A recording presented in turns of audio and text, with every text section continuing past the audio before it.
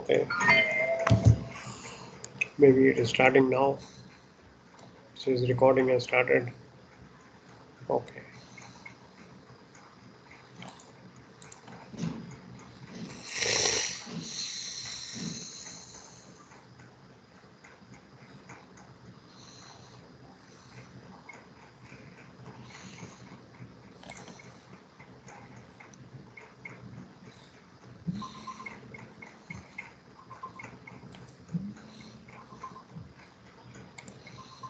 So this is what we were talking about, the do's or pros and cons, advantages and disadvantages.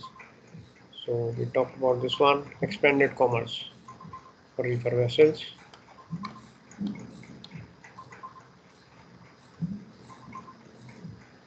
So this is just a matter of commerce. Reefer ships can be used to transport fresh cheese, etc. required in customers for customers in Asia, Europe, etc. Otherwise, it has to go by different method which will get it spoiled. But reefer vessels will provide an option to transport fresh. This is a pro, convenience.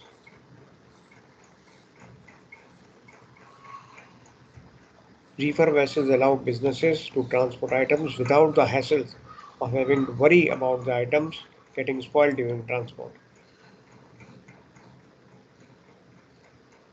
So there could be an agreement to transport fresh.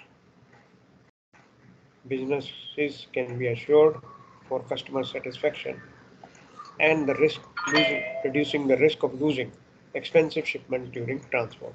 Losing means getting spoiled.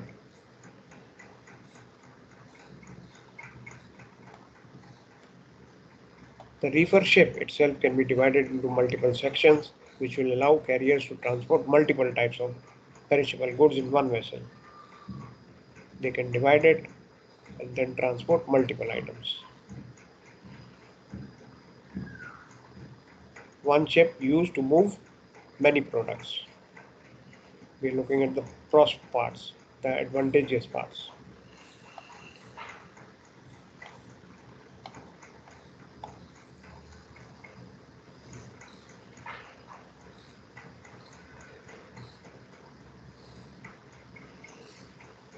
The same ships can be used to transport frozen fish and meat apart from fruits and vegetables. The cargo holds can be divided so that items that need to be stored at room temperature, such as coffee and nuts, can be part of the shipment. The other parts are being super cooled or refrigerated. Disadvantage, port limitation.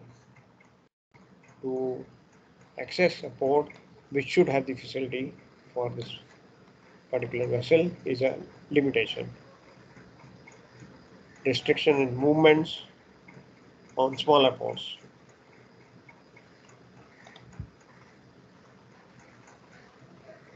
The disadvantage, if any.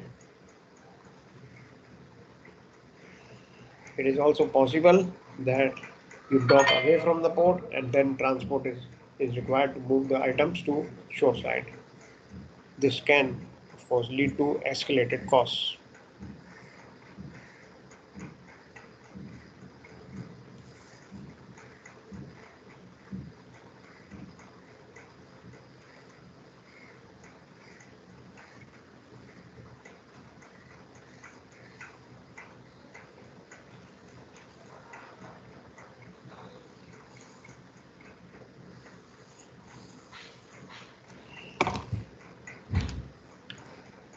Going further, logistics for loading and unloading has to be worked out well in advance.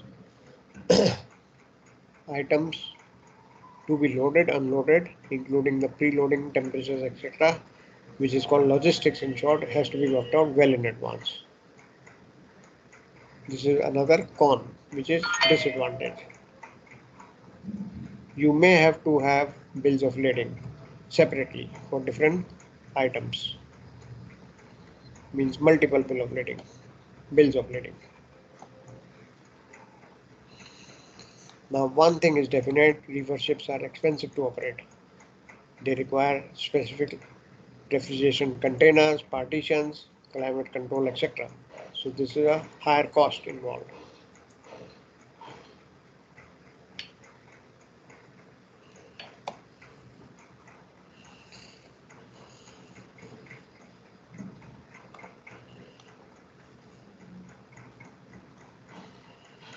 Power loss at sea, inclement weather, or misconfiguration of the cargo is a risk. Obviously, a power failure or a refrigeration plant failure at sea is going to cause loss. This is a disadvantage. Now, actually, disadvantages and advantages will exist on any kind of ship, but today we are looking at reefer ships. So, reefer ships do require power because of refrigeration plants, etc. Any power failure can lead to loss.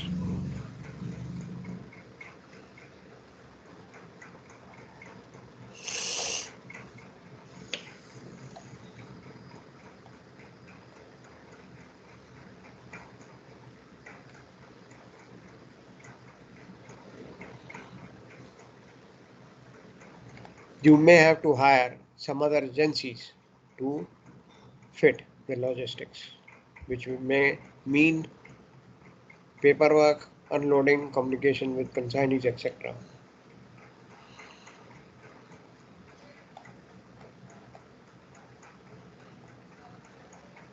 But definitely, when you are looking to transport perishable cargo, the reefer ship is the only option.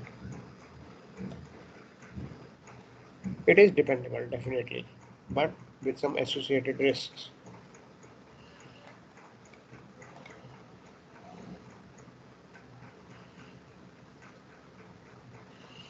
You may be stuck up in a port that could prevent unloading, which would mean you are now having excessive traffic in that port, you are stuck, and this could lead to cargo perishing. You see, if you have cargo of containers, just containers, not reefer containers, or you have cargo of ro-ro vessel, for that, if some delay is being caused at the port of discharge, it will not cause the cargo itself to get damaged. But reefer cargo, it will get damaged. It can get damaged.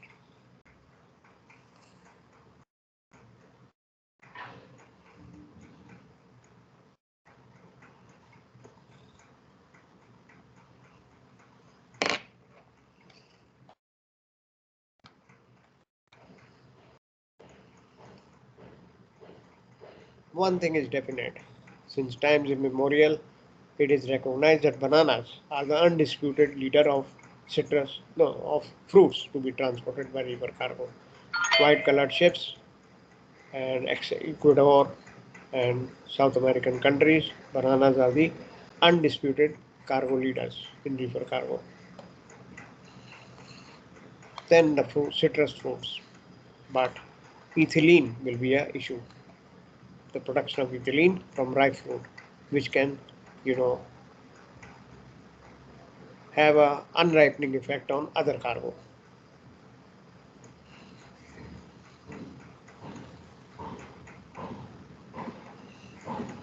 Right? Something about advantage and disadvantage of reefer cargo. Now, the refrigeration system, two of them, and we can have a look at them. One is called the vapor absorption refrigeration system. Vapor absorption refrigeration system. This is one, and the other one is called brine refrigeration. Brine refrigeration. Two types.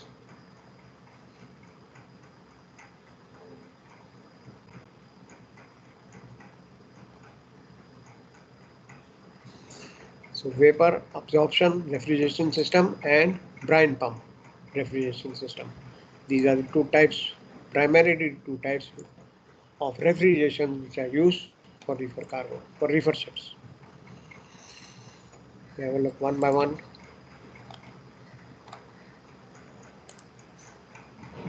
Energy efficient system is the vapor absorption refrigeration system. If you want, you may draw the small sketch which will tell you, and then you can talk about it. Very simply, it involves an evaporator, absorber, generator, condenser, and recirculated through evaporator like this. Expansion valves are there. Ammonia vapor is used to cool the refrigeration or cause the refrigeration.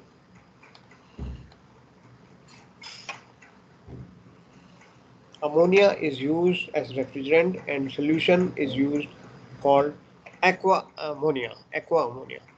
This is a strong solution of aqua ammonia and contains as much ammonia as it can hold. Weak solution will contain less ammonia. So this system is called vapor absorption refrigeration system.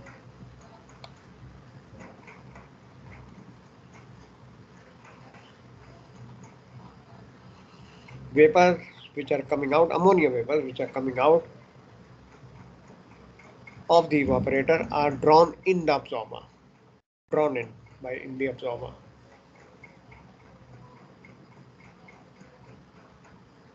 Now this is being circulated inside a weak solution which does not contain much ammonia. It is weak in ammonia. So this gets converted into strong solution. The strong solution from the absorber over here, strong solution from the absorber is then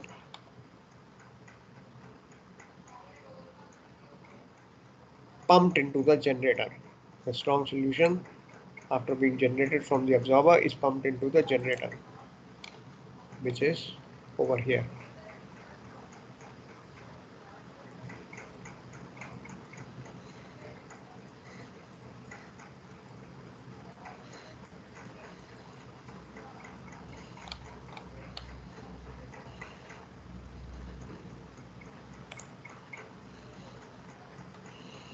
Now this will release the vapor. The weak vapor released is passed to the condenser. Give me a minute. Maybe this diagram is not very clear. Let me locate another one. Maybe you cannot draw it. Just give me a minute. Let me see if I got another one which you can draw. If I have, let me see.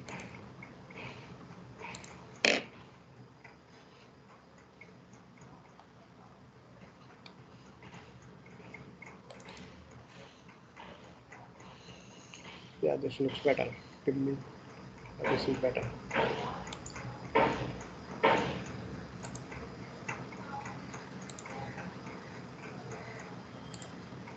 This one is definitely better. You can see better. This one.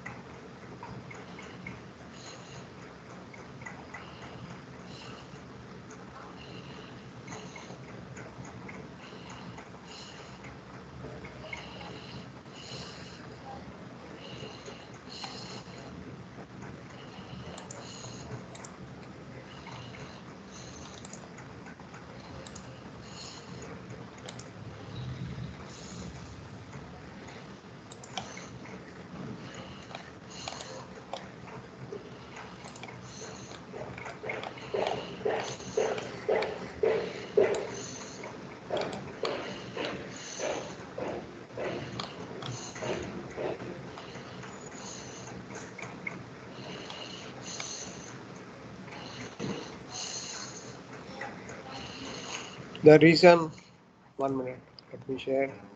The reason I deliberated upon showing the diagram and asking you to make a sketch for this. This is a syllabus. It clearly outlines syllabus. General outline of refrigeration system, vapor absorption and brine cooling. Right now we are on vapor absorption system. Okay, so I recommend you draw this one because it is clearly mentioned. Sometimes an examiner may feel to ask simply what is the vapor absorption system used in the reefer ships. Then you definitely need this diagram.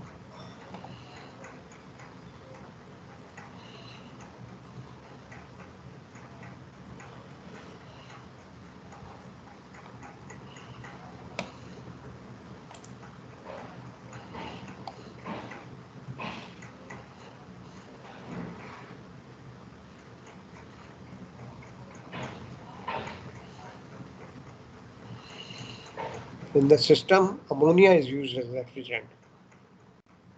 Ammonia contained in a solution, strong solution of aqua ammonia. It is containing maximum ammonia it can hold.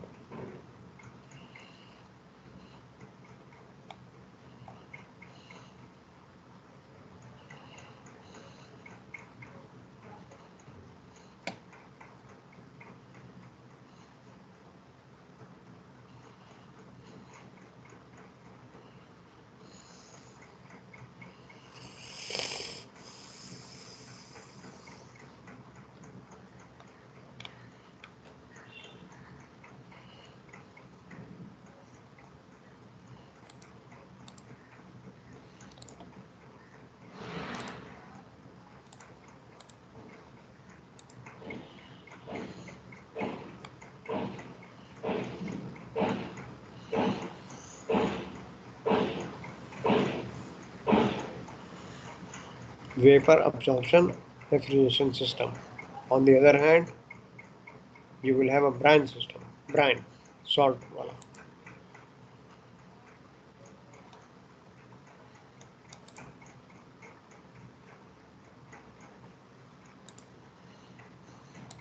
Which is called the brine pump refrigeration.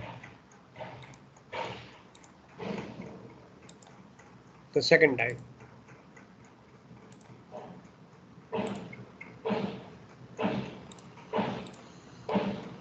This circulates refrigerant through the evaporator, pumps brine through the compressor, condenser. Cooling circuits also will involve pumping of the brine. Brine level is maintained and then brine is used to remove heat from the condenser. Now what is happening here is simple, you are aware of it. Brine solution is known as a heat transfer fluid. Aqueous salt solution whose solidification temperature is far below the freezing point of water because there is addition of salt, so it lowers the freezing temperature. This is used as a refrigerant.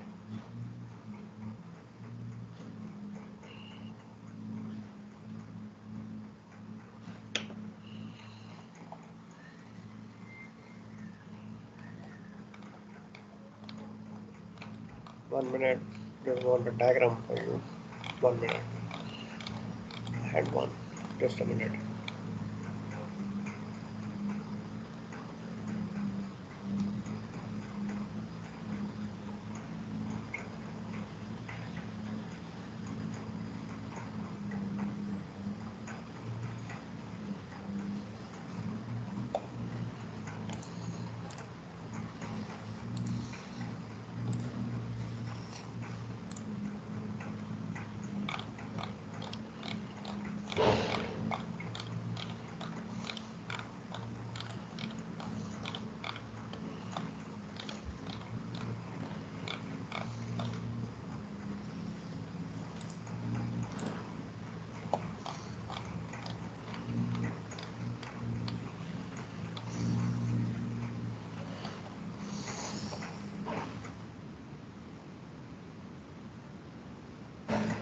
Yeah, this one can be used as a brine refrigerant system. You may draw this one also. Only two topics for refrigerants, vapor absorption and brine.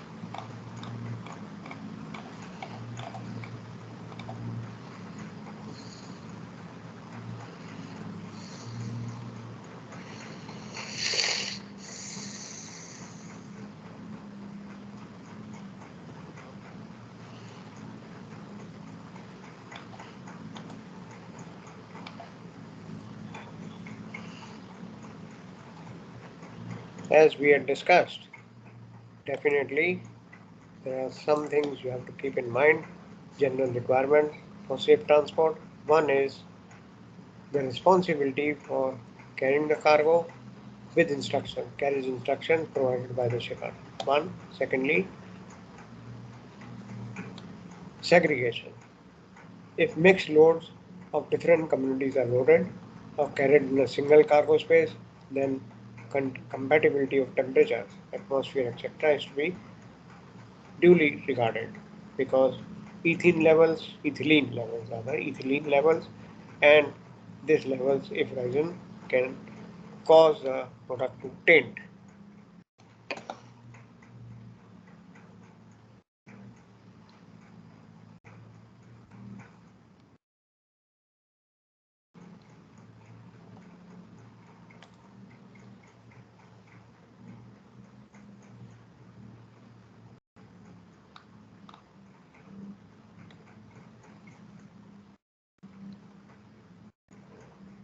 Cleaning, dunnaging, pre-cooling, these are all important elements which we are aware can go as precautions. Cleaning, dunnaging, and pre-cooling.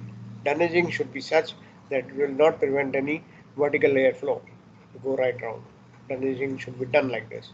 In fact, dunnaging should also be done in the sides of the cargo compartment to allow airflow.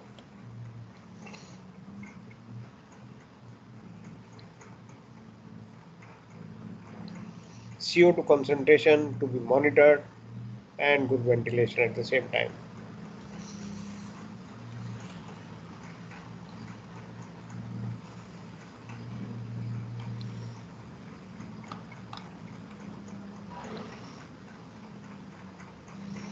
It is also necessary to note that there should be a preloading sanitation.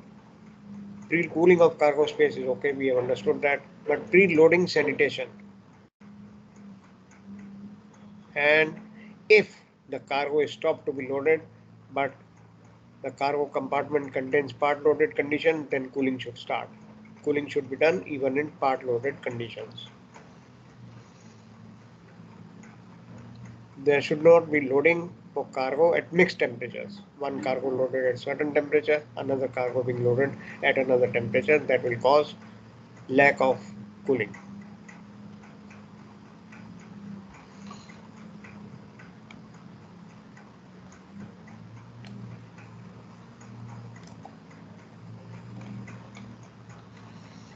Ventilation, very important. Carriage temperature to be carefully monitored. Air circulation rate, relative humidity, carbon dioxide limits, ethylene limits.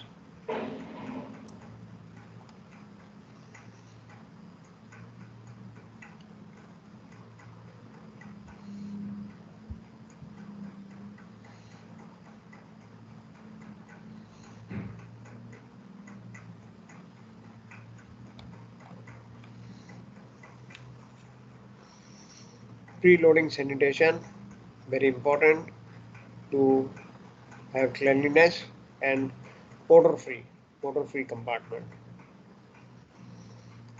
For that, you may require to sanitize also to prevent any infestation.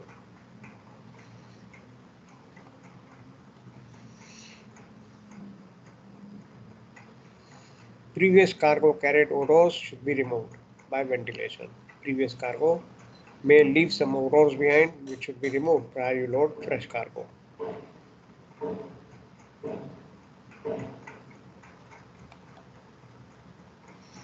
And of course the pre-cooling of the cargo space.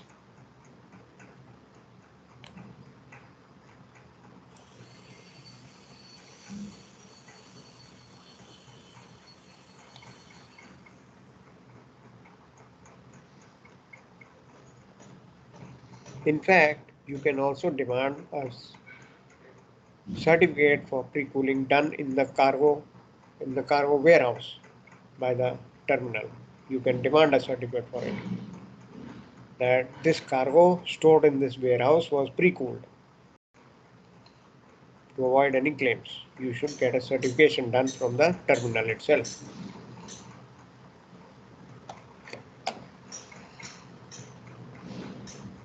Again, not to be memorized, just as a guidance, these are the approximate pre-cooling temperatures. Frozen compartments 10 degree Fahrenheit, chilled compartments 22 degree Fahrenheit, apple, pears, peaches, grapes 28 degree Fahrenheit, oranges, lemon, etc. 36 degree Fahrenheit, cheese 40 degree Fahrenheit. These pre-cooled compartments should be inspected by appointed surveyor and certified fit to load before actually loading can commence. Also, these temperatures to be monitored. Pre-cooling.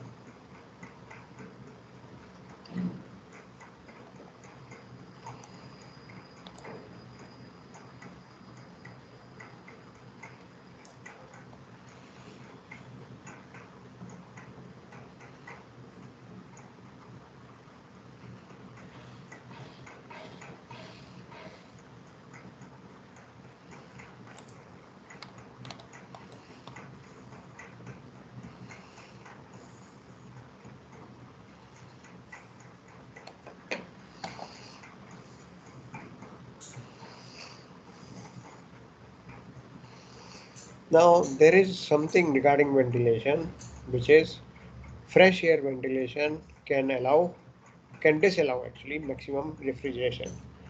You need to carry out ventilation, but if you overdo it, then you may have a refrigeration to be reduced. So this has to be carefully done. Refrigeration may be required, but then if you overdo it, you can cause harm to the refrigeration itself if you overdo ventilation.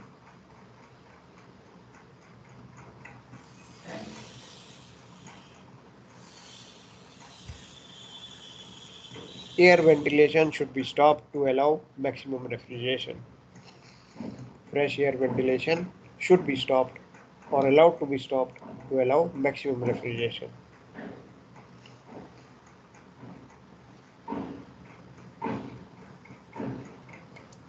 Also, we are looking at stopping the fresh air ventilation at the time of pre-cooling of the cargo compartment.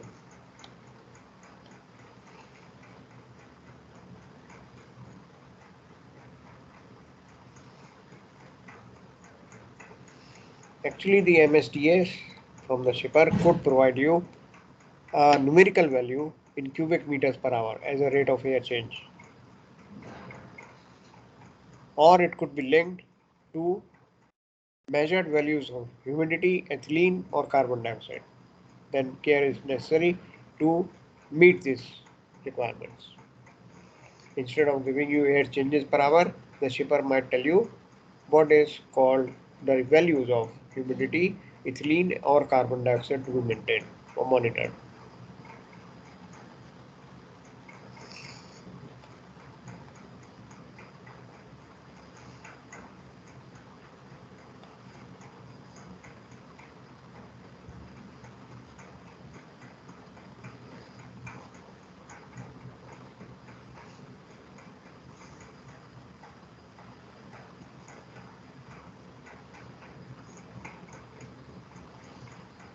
One of the foremost precautions or causes of cargo deterioration is odor from the previous cargo. So this has to be carefully removed.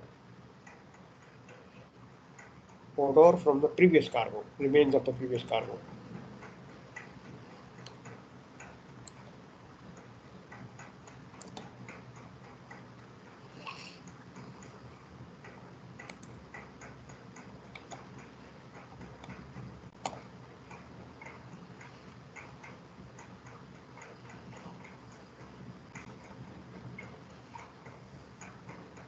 Bilges should be dry, cleaned, ventilated, because bilges can also pass on odor. So bilges should be also absolutely clean and dry.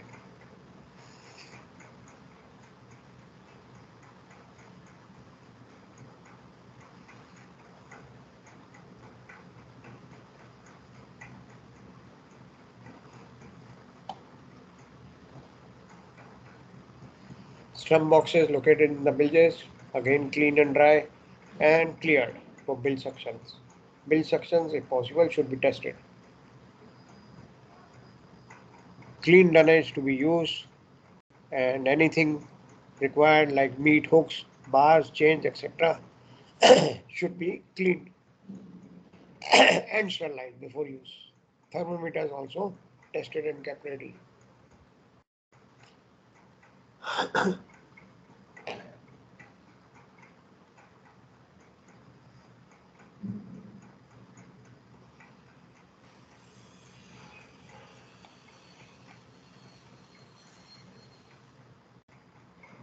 If you talk of frozen cargo, it should be hard frozen and of course free from mold. You understand mold, right? Papundi, mold. Since we are talking of meat cargo, there should be no stains on the wrappings.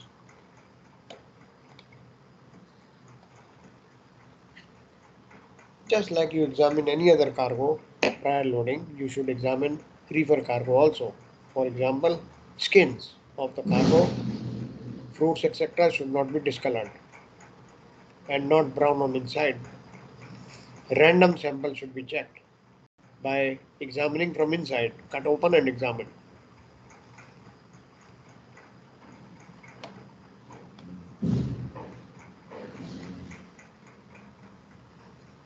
Definitely cooling and ventilation cannot go hand in hand. Cooling in compartments open for loading should be stopped to prevent frosting. And then of course when you're doing ventilation, then cooling cannot go side by side.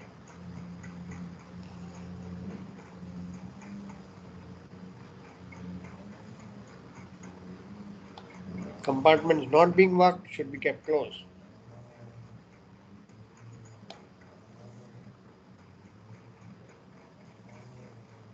I hope you're making a small note for precautions.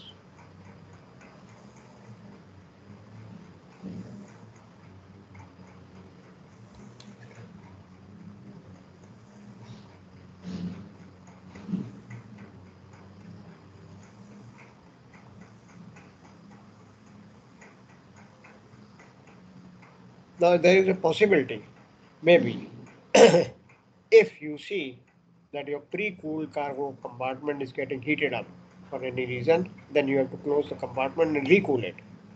You cannot take a chance. If you see temperature rising for a pre-cooled compartment, then stop loading and then recool it before you start again.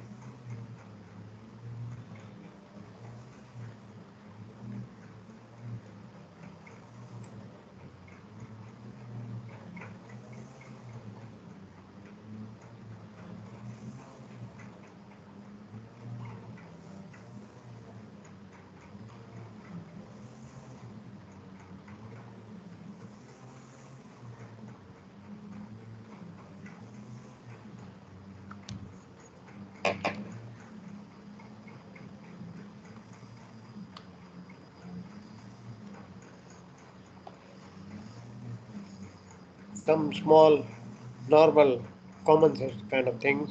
Heavy meats not stored over light meat, taintable cargo not stored with fruit, some normal precautions. Thick paper pasted over joints to prevent leakage, air leak.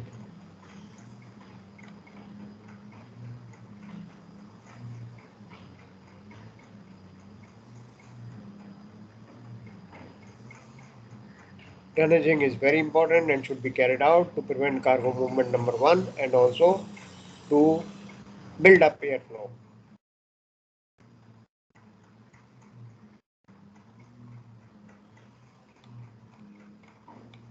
This is how you can have tonnaging arranged so that etiquette support to the cargo is one. It is being this cargo is being supported. This is a reefer cargo chamber. Cargo is being supported by tonnaging and sufficient clearance from deck and sides to prevent contact between cargo and cooling pipes. This is being ensured by tonnaging. Tonnaging is here, but this is supported. So you are also taking care that there is sufficient clearance from deck and sides to prevent contact between cargo and cooling pipes, air ducts, etc. Baffle plates.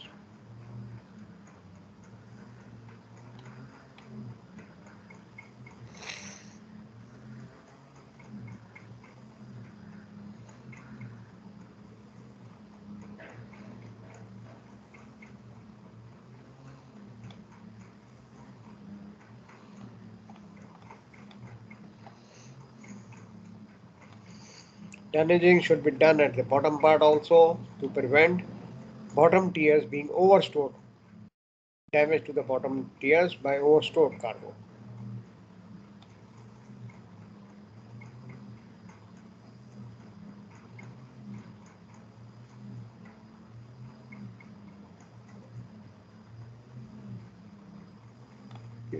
See, even tonnaging should be done between the intermediate tiers to not to restrict airflow. Tonnaging can be done at intermediate tiers for cargo of tight block so that uniform temperature can be maintained and airflow is not restricted.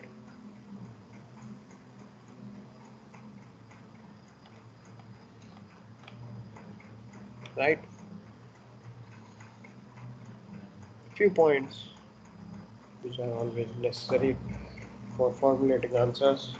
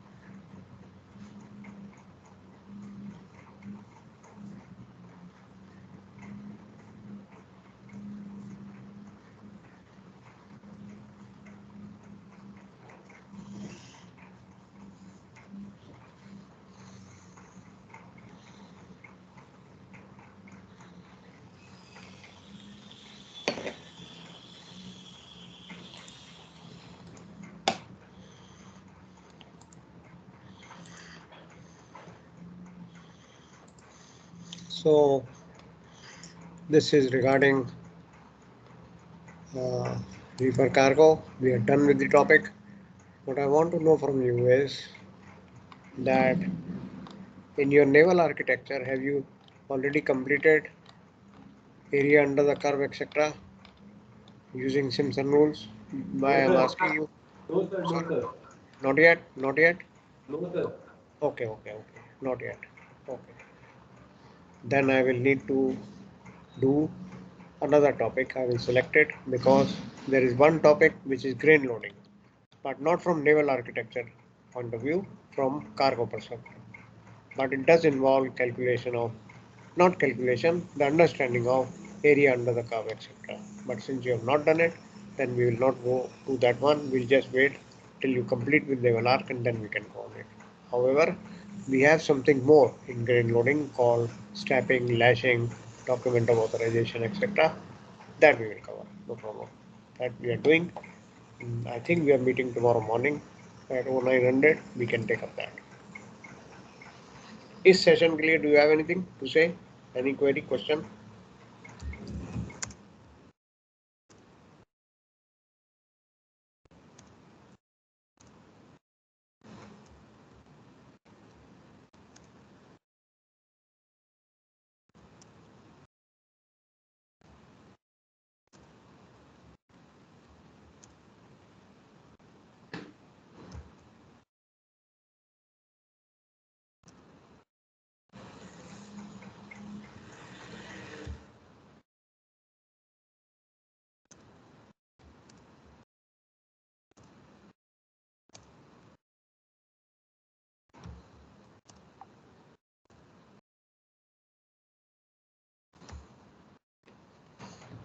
Well, if you are saying no query, you may respond to this chat for you feedback.